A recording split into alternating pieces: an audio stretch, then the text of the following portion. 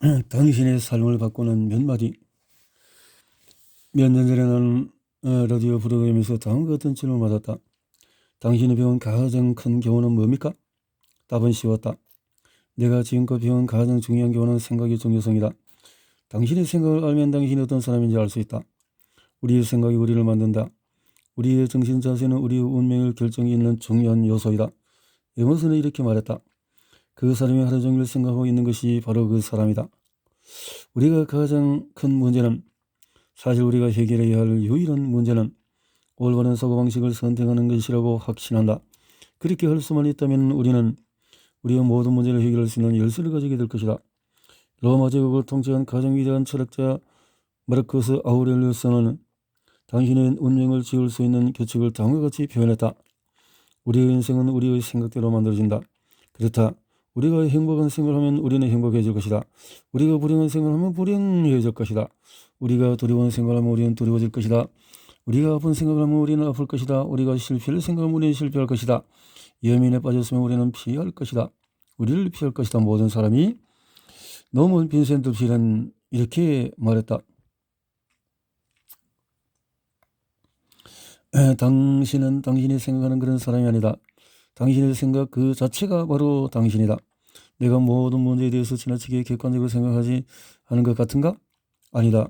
불행히도 인간은 그렇게 단순하지가 않다. 하지만 나는 우리가 부정적인 태도보다도 긍정적인 태도를 취해야 한다고 주장하고 있을 뿐이다. 다른 말로 하면은 우리는 우리의 문제에 대해서 신경 써야지 걱정하면 안 된다는 말이다. 이들의 차이는 뭘까? 이렇게 설명해 보겠다. 내가 복잡한 뉴욕의 거리를 건널 때마다 나는 신경 쓰지 걱정하지는 않는다. 신경 쓰는 것이 무엇인지 인식해서 차분히 문제를 해결할 방법을 찾는 것이다. 걱정은 미친 듯이 덧없는 제잘만 빙빙 도는 것을 의미한다. 어떤 사람은 자신의 문제에서 신경 쓰면서 여전히 가슴에 카네이션을 장식하고 고개를 들고 당당하게 걸어다닌다. 나는 로웰 토머스가 정확하게 그렇게 본 적이 있다.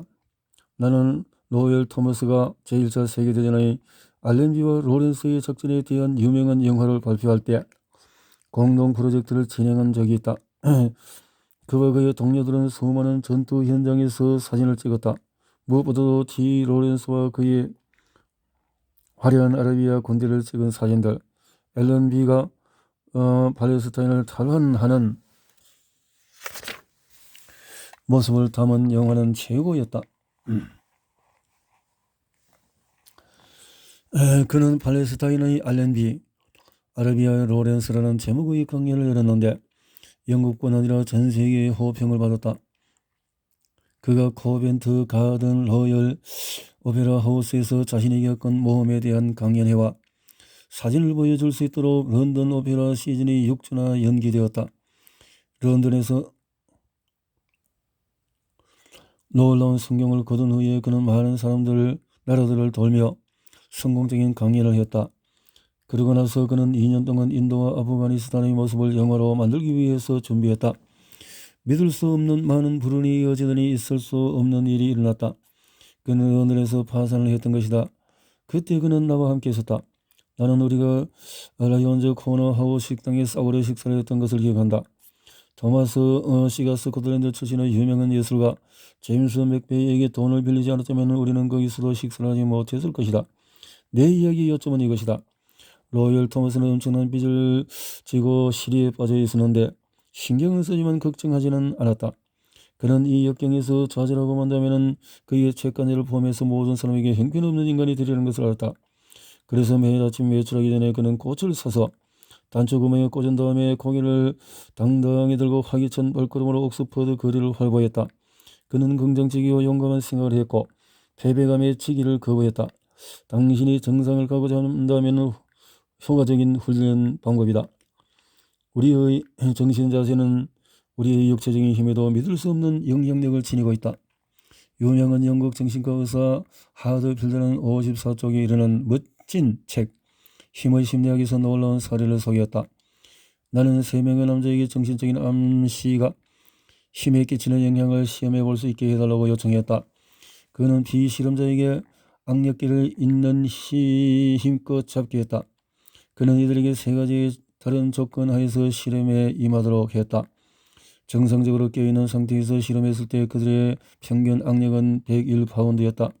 그가 피실험자에게 그들이 매우 약하다는 체면을 걸고 실험했더니 이 악력은 29파운드에 불과해서 정상적인 근력이 3분의 1 이하였다. 피실험자 중에서 건투 선수가 있었는데 자신이 약하다는 체면을 걸었더니 그의 발이 어린 아기처럼 작게 느껴졌다고 했다.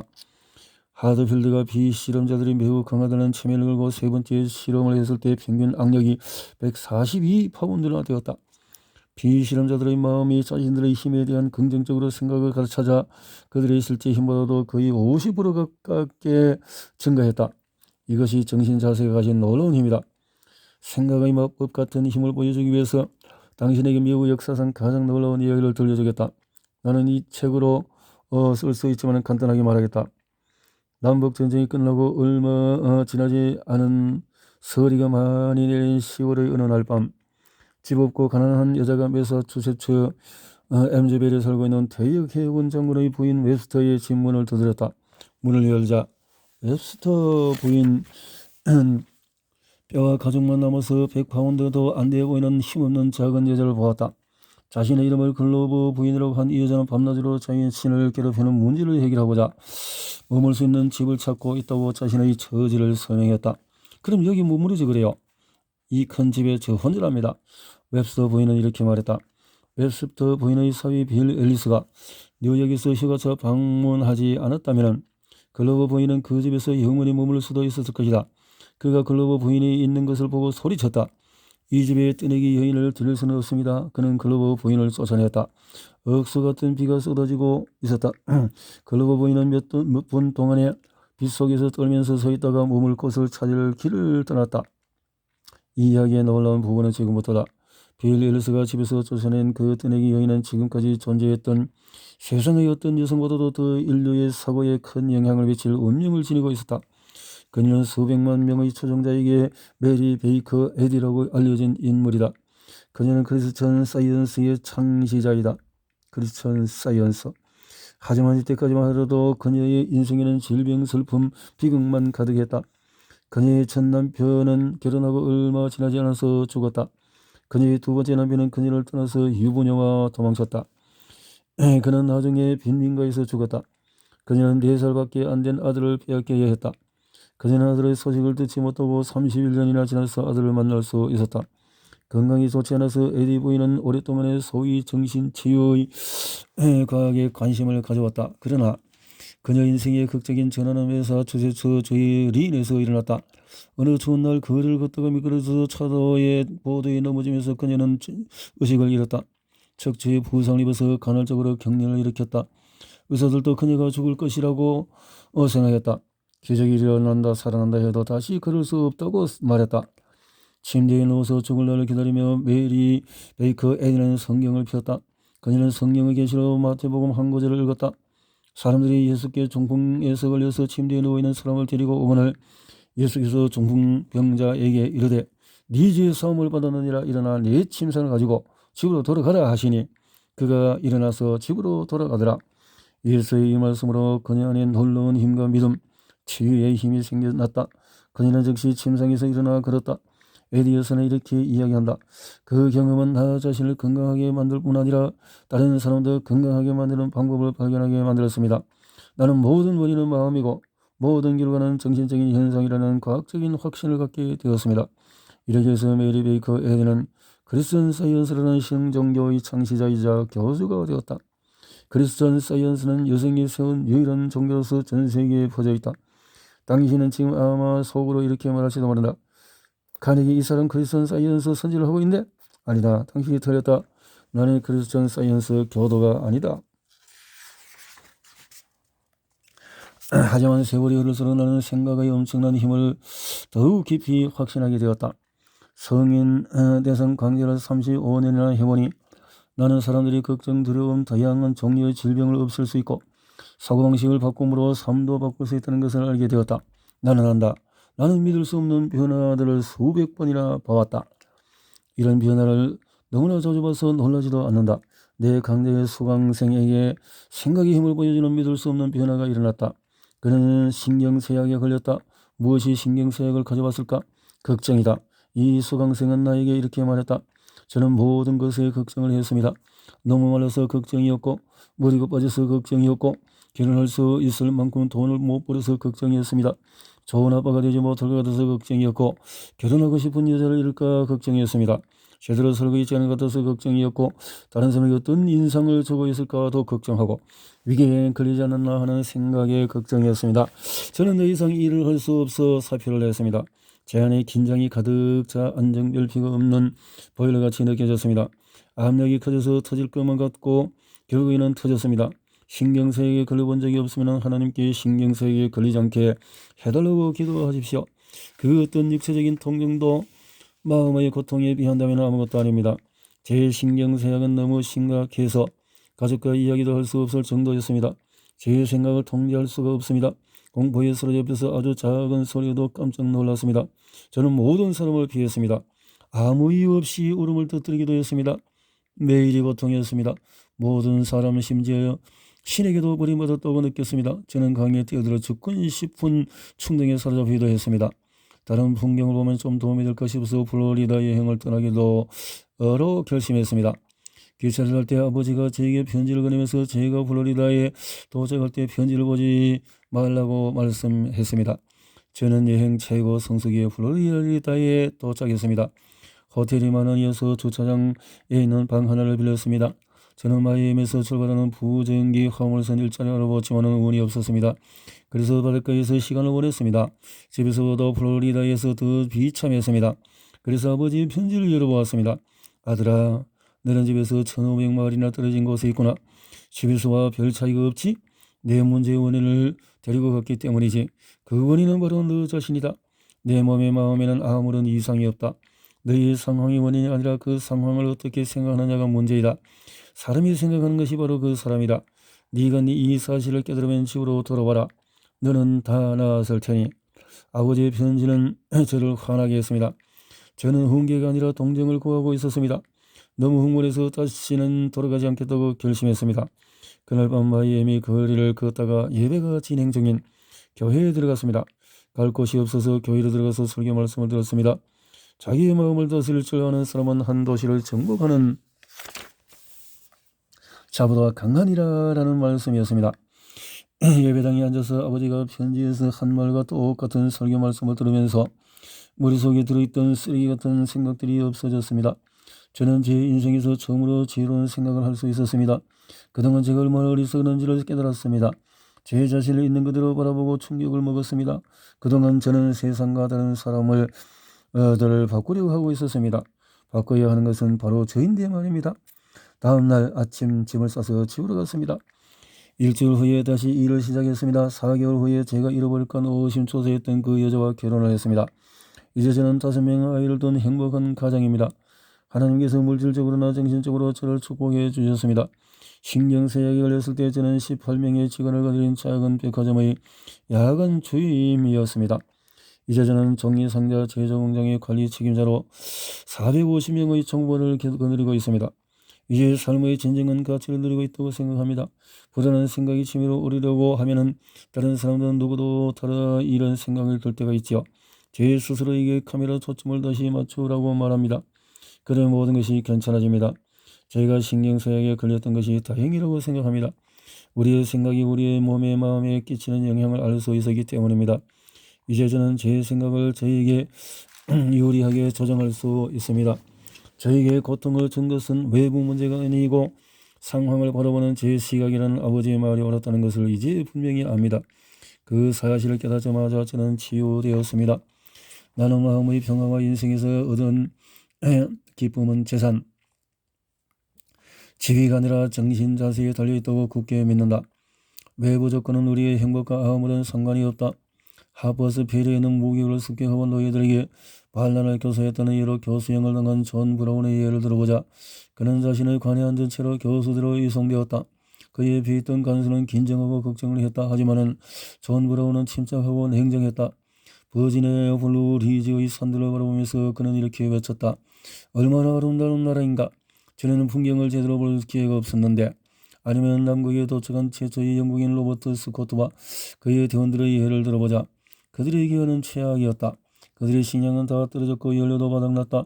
11일 동안의 힘으로 치는 눈폭풍 때문에 그들은 더 이상 앞으로 나갈 수가 없었다. 바람이 어찌나 세게 부는지 남과 그름의 표면에 골이 생길 정도였다. 스코트와 대원들은 자신들이 죽을 것이라는 것을 알았다. 이런 응급 상황에 대비해서 아편을 가져갔었는데 이 아편만 있으면 그들은 모두 행복한 꿈에 빠져들어 다시는 깨어나지 않을 것이다. 하지만은 그들은 아편을 사용하지 않았다. 그 대신에 그들은 신나는 노래를 부르면서 죽어갔다. 8개월 뒤에 소식대가 발견한 동산 시체와 함께 발견된 편지로 이 사실을 알려줬다. 그렇다. 우리가 창조적인 생각과 용기와 침착을 가지면은 우리는 관에 앉아서 사인 들어가면서도 풍경을 감상할 수 있고 아니면 굶주림과 추위로 죽어가면서 텐트를 신나는 노래로 채울 수 있을 것이다. 밀턴도 300년 전에 실명이 되고 나서 같은 진리를 발견했다. 정신은 그 자체가 세계인이 그 안에서 지옥을 천국으로, 천국을 지옥으로 만들 수가 있다. 나폴레옹과 헬렌 켈러는 밀턴의 말을 잘 보여주는 사례이다. 나폴레옹은 모든 사람이 바라는 영광, 권력, 부귀 모두를 가졌지만 유배지 세인트 헬레나 섬에서 다음과 같이 말했다. 내 평생 행복에 더 나란 여길도 내지 않는다. 헬렌 켈러는 앞도 보이지 않고 귀도 들리지 않고 말도 할 수 없지만 다음과 같이 말을 했다. 나는 인생이 너무도 아름답다는 것을 발견했습니다. 반백년 살아온 인생이 나에게 가르쳐준 것이 있다면 이것이다. 평화를 주는 것은 당신 자신밖에 없다. 나는 단지 에머슨의 자기 신뢰의 맺은 말을 반복하는 것에 불과하다. 정치적인 승리, 임대료의 인상, 건강 회복, 떠났던 친구가 돌아오는 것 또는 다른 외부적인 사건이 여러분을 기분 좋게 하고 좋은 일만 생길 것이라는 기대를 하게 만든다. 그것에 속지 말라. 항상 그렇게 될 수는 없다. 평화를 주는 것은 당신 자신밖에 없다. 위대한 수도와 학과 철학자는 우리가 우리에게 종교와 종량을 제거하는 것보다도 우리 마음에 나쁜 생각을 제거하는 것에 더 힘써야 한다고 말했다. 에픽테투스는 15세기 전에 이 말을 했지만 현대학이 그의 말을 증명하고 있다. 지 캔비 로빈슨 박사는 존스 홉킨스 병원에 입원한 환자 중에서 5명 중에서 4명은 스트레스와 긴장이 병의 일부 원인이라고 지적했다. 기질적인 장애도 정신적인 문제로 발생하는 경우가 많다. 지 캔비 로빈슨 박사는 다음과 같이 주장한다. 결국 질병들은 생활과 생활에서 발생하는 문제에 대한 부적응 때문입니다. 위대한 프랑스 철학자 몽테뉴는 다음과 같은 인생의 좌우명을 삼았다. 사람이 일어난 일 때문에 상처받는 것이 아니라 일어난 일에 대해서 자신의 생각 때문에 상처를 받는다. 그리고 일어나는 일에 대한 우리의 생각은 전적으로 우리의 마음에 달려있다. 이것은 무슨 뜻인가? 내가 당신이 여러 문제로 낙심해 있고 신경이 곤두서 있는데 의지를 가지고 노력하면 정신 자세를 바꿀 수 있다고 당신의 면전에 대고 말하는 것이 너무 뻔뻔한가? 그렇다. 내 말이 바로 그 말이다. 바로 그게 전부이다. 전부가 아니다. 어떻게 그래 갈 수 있는지를 보여주려 한다. 약간의 노력이 필요하지만 비결은 간단하다. 실용심리학의 권위자 윌리엄 제임스는 이런 말을 한 적이 있다. 행동은 감정을 따르는 것 같지만 실제로 행동과 감정은 동시에 일어난다. 의지로 조절할 수 있는 행동을 조절함으로써 의지로 조절할 수 없는 감정을 간접적으로 조절할 수 있다. 다른 말로 하면은 윌리엄 제임스는 우리가 그저 단지 다짐한 것만으로는 우리의 감정을 즉시 바꿀 수 없지만은 우리는 우리의 행동은 바꿀 수 있다고 말한다. 그리고 우리의 행동을 바꾸면 우리의 감정도 자동적으로 바뀐다. 그는 이렇게 설명한다. 그러므로 유쾌함이 사라졌을 때 유쾌해지기 위해 최고의 자발적인 방법은 유쾌하게 행동하고 말하는 것이다. 이 간단한 행동에 실제로 효과가 있을까? 한번 시도해봐라. 얼굴에 환한 미소를 지어라. 어깨를 활짝 펴고 숨을 깊게 들이마셔라. 그리고 노래 한 소절부터 불러봐라. 노래를 부를 수 없으면 휘바람이라도 불어라. 휘바람을 부를 수 없으면 콧노래라도 불러라. 윌리엄 제임스가 말한 것을 금방 이해할 수 있을 것이다. 몸이 행복할 때 나오는 행동을 하면 우울할 수가 없다. 이것은 우리의 삶에 쉽게 기적을 만들어내는 자연의 기본 진리 중의 하나이다. 나는 캘리포니아의 어느 여성분을 아는데 그녀의 이름은 언급하지 않겠다. 그녀도 이 비밀을 알면 24시간 안에 그녀의 절망을 극복할 수 있을 것이다. 그녀는 나이든 미망인이다. 그녀가 행복해지려고 노력하고 있는가? 아니다. 당신이 그녀에게 기분이 어떤지 물으면 그녀는 이렇게 대답할 것이다. 저는 괜찮아요. 하지만 그녀의 표정과 그녀의 목소리는 이렇게 말하고 있다. 제가 무슨 일을 겪고 있는지 당신은 모를 거예요. 그녀는 그녀 앞에서 당신이 행복한 표정을 보이는 것을 책망하는 듯이 보인다. 그녀보다 불행한 여자는 수도 없이 많다. 그녀의 남편은 그녀에게 충분한 보험금을 남겨주었고 그녀를 모실 결혼한 자녀들도 있다. 하지만 나는 그녀가 웃는 것을 본 적이 없다. 그녀는 딸 집에서 한 번 가면 몇 달씩 지내면서 3명의 사위들이 구두쇠이고 이기적이라고 불평한다. 그녀는 노후에 대비해서 돈을 꼭 쥐어서 풀어놓지 않으면서 딸들이 그녀에게 선물을 사주지 않는다고 불평한다. 그녀는 자신뿐만 아니라 불쌍한 가족들에게 고통을 주고 있다. 하지만 꼭 그렇게 해야 할까? 그녀는 자신을 불쌍하고 불행한 노파에서 존경받고 사랑받는 가족의 일원으로 바꿀 수 있다. 이렇게 변화하기 위해서 그녀가 할 일은 그저 유쾌하게 행동하기만 하면 된다. 자신의 사랑을 불행하고 고통받는 자에 쏟아붓는 대신에 다른 사람에게도 사랑을 나누어 줄 수 있는 것처럼 행동하면 된다. 인디애나에 사는 H.G. 잉글러트라는 사람은 이 비밀을 발견했기 때문에 지금까지 살아있다. 10년 전에 그는 성공률을 알았다 회복되자 이번에는 신장질환에 걸렸다. 모든 의사를 다 찾아다니지만 아무도 그를 고칠 수 없었다. 얼마 전에 합병증이 찾아왔다. 혈압이 치솟았다. 병원에 갔는데 혈압이 최고 214에 달한다는 말을 들었다. 치명적이고 병세가 진행 중이라 악화되기 전에 신변 정리를 하는 것이 좋겠다는 말을 들었다. 저는 집에 가서 보험료를 다 납부했는지 확인했습니다. 그러고 나서 신에게 제 모든 잘못에 대한 용서를 구한 후에 우울한 생각이 빠졌습니다. 저는 모든 사람을 불행하게 만들었습니다. 제 아내와 가족들은 비참해졌습니다. 그리고 저도 우울해졌습니다. 하지만 일주일을 자기 연민에 빠져 제 후에 스스로에게 이런 말을 했습니다. 너는 뭐와 같이 굴고 있냐? 1년은 살 텐데 살아있는 동안에 행복하게 지내는 것이 어때? 저는 어깨를 활짝 펴고 얼굴에 미소를 짓고 아무 일도 없는 듯이 행동하기로 했습니다. 처음에는 힘들었지만 억지로 유쾌해지려고 노력했습니다. 이것이 내 가족에게 도움이 되었을 뿐 아니라 제 자신에게도 도움이 되었습니다.